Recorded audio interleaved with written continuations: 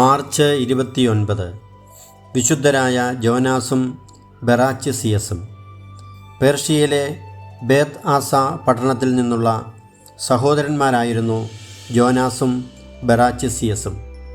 ക്രിസ്തുവർഷം 327 പേർഷ്യയിലെ രാജാവായിരുന്ന സാപ്പോർ ക്രിസ്ത്യാനികൾക്കെതിരെ അതിക്രൂരമായ പീഡനം ആരംഭിക്കുകയും നിരവധി പള്ളികളും ആശ്രമങ്ങളും നശിപ്പിക്കുകയും ചെയ്തു.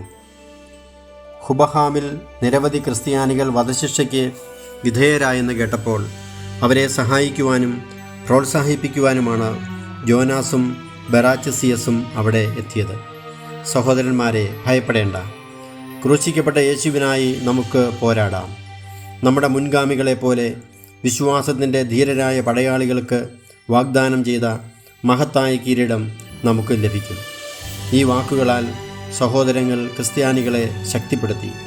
തുടർന്ന് അവിടെയുള്ള 9 പേർ ക്രൂരമായ പീഡനങ്ങൾ ഏറ്റുവാങ്ങി രക്തസാക്ഷികളായി. 9 പേരുടെ വധശിക്ഷയ്ക്ക് ശേഷം രക്തസാക്ഷികളെ മരിക്കാൻ പ്രബോധിപ്പിച്ചതിന് ജോനാസും ബെറാച്ചിസിയസും അറസ്റ്റിലായി. രാജാവിനെ അനുസരിക്കാനും സൂര്യനെയും ചന്ദ്രനെയും അഗ്നിയെയും വെള്ളത്തെയും ആരാധിക്കാനും ജഡ്ജി അവരെ നിർബന്ധിച്ചു. അവർ ഇങ്ങനെ മറുപടി പറഞ്ഞു: മർത്യനായ രാജാവിനേക്കാൾ സ്വർഗത്തിൻ്റെയും ഭൂമിയുടെയും അനശ്വരനായ രാജാവിനെ അനുസരിക്കുന്നതാണ് കൂടുതൽ നല്ലത്. ഈ മറുപടിയിൽ കോപിഷ്ഠരായ പേർഷ്യക്കാർ ബെറാച്ചിസിയസിനെ ജയിലിലടച്ച ശേഷം ജോനാസിനെ പീഡിപ്പിക്കാൻ ആരംഭിച്ചു. ജോനാസിനോട് അഗ്നിയെ ആരാധിക്കാൻ ആവശ്യപ്പെട്ടപ്പോൾ അവൻ വിളിച്ചു പറഞ്ഞു: സൂര്യനെയും ചന്ദ്രനെയും അഗ്നിയെയും ജലത്തെയും ഞാൻ ഉപേക്ഷിക്കുന്നു. പിതാവിലും പുത്രനിലും പരിശുദ്ധാത്മാവിലും ഞാൻ വിശ്വസിക്കുന്നു, ഏറ്റുപറയുന്നു. പൊക്കിളിൽ കൂടി ഒരു കുറ്റി കയറത്തക്ക വിധം കമഴ്ത്തിക്കിടത്തി പുറത്ത് ക്രൂരമായി അടിച്ചുകൊണ്ടിരിക്കെയാണ് ജോനാസ് ഇങ്ങനെ ഏറ്റുപറഞ്ഞുകൊണ്ടിരുന്നത്.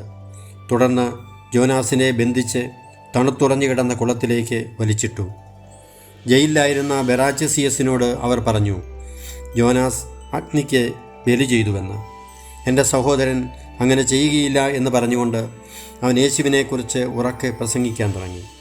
ഈ പ്രസംഗങ്ങൾ കേട്ടാൽ ജനങ്ങൾ മാനസാന്തരപ്പെടുമെന്ന് ഭയന്ന് പരസ്യ വിചാരണ ഒഴിവാക്കി ബെറാച്ചിസിയസിനെയും ക്രൂരമായി പീഡിപ്പിച്ചു.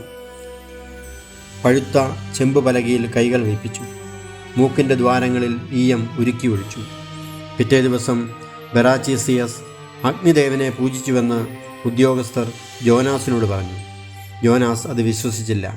ജോനാസിൻ്റെ വിരലുകൾ ഓരോന്നായി മുറിച്ചു. തലയിലെ തൊലി ഉരിഞ്ഞെടുത്തു. നാവ് മുറിച്ചു. തടികൾക്കിടയിൽ വെച്ച് ശരീരം തകർത്ത് കളഞ്ഞു.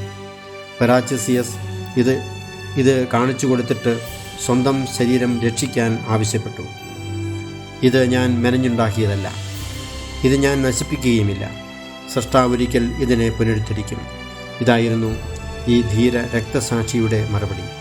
മുള്ളുകൊണ്ട് കുത്തിയും മുള്ളിൽ ഉരുട്ടുകയും ചെയ്ത ശേഷം അദ്ദേഹത്തെയും തടികൾക്കിടയിൽ വെച്ച് ഞെരുക്കി. 327 ഡിസംബർ 24 ഈ 2 സഹോദരന്മാരും രക്തസാക്ഷികളായത്.